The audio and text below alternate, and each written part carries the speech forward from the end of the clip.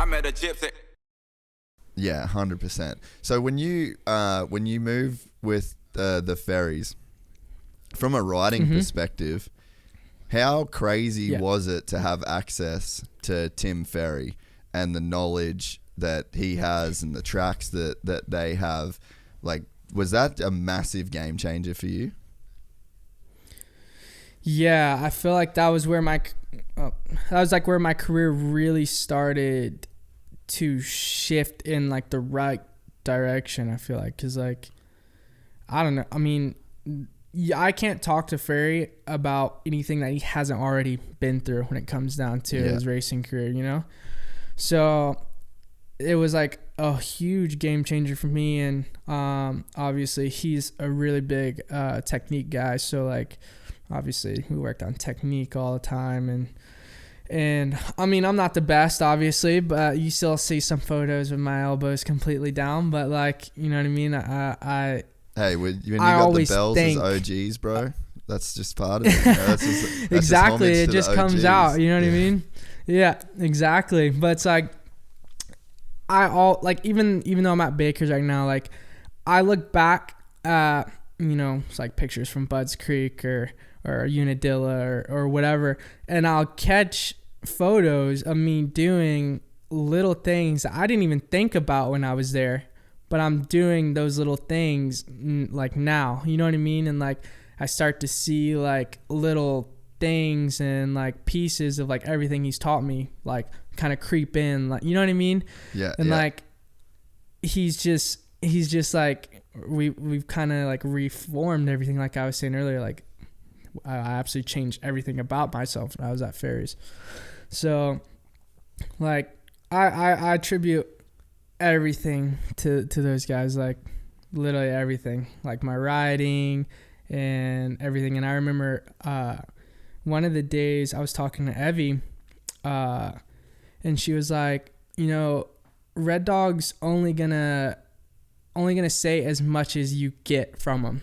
And I never really understood that, right? And I remember eventually I just started, after motos, asking Timmy, I'd be like, so where can I get better? Like, where can I get better? How can I do this better? Like, whatever. And then that's when me and Ferry really started to mesh, because he would literally just like dissect absolutely everything. And like, there was, you know, before I started asking him those questions, I would come off motos and just be like, wow, he isn't saying much. Like, I wonder, like, is he even, you know what I mean? Like, what's going on? And then I just started letting my guard down and just coming up to him and being like kind of vulnerable as a rider in a way, you know what I mean? Like, hey, like, yeah, like, what can I do better? Like, I'm trying and whatever. And then that's when we really started to get into how good Ferry was. Like, there was things that I would think that like, well, he's not paying attention to that, and he would say it off rip, you know?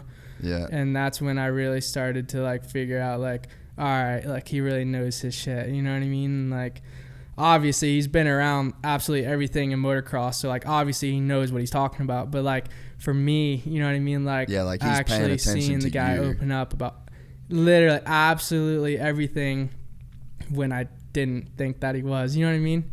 Yeah. So that's when I started to get absolutely everything out of training that I was wanting to, was like when I started asking the questions. And I even do that now, like with Mike and Alden or whoever, you know what I mean?